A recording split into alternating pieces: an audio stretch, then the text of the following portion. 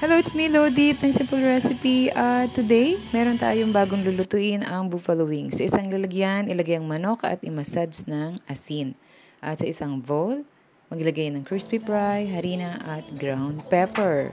Haluin lang natin siya at magbati tayo ng isang itlog at i-mix natin sa chicken. Maglagay ulit tayo ng ground pepper. Haluin natin at pagkatapos, i-massage natin dun sa harina at crispy fry na ating ginawa. Balutin natin siyang mabuti, yung chicken.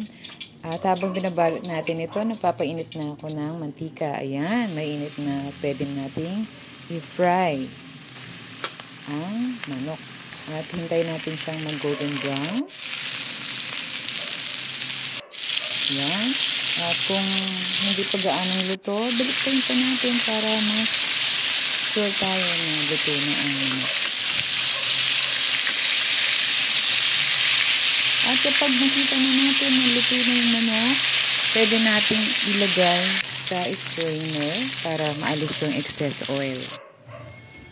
At magsalang ulit tayo ng isang kawali. Maglagay tayo ng margarine. At igisa natin ang bawang.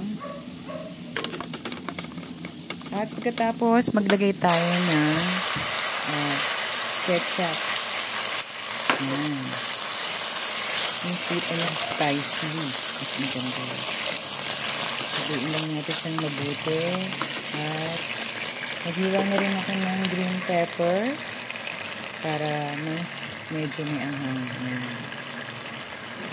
Lagay natin. At pagkatapos, i-fry natin uli yung chicken for the second time. At pag na-fry na natin, i-direct na natin ilagay din sa may ketchup. At haluin natin mabuti. Ayan na! Luto na siya at ready to serve na. Let's eat and thank you for watching. God bless you all.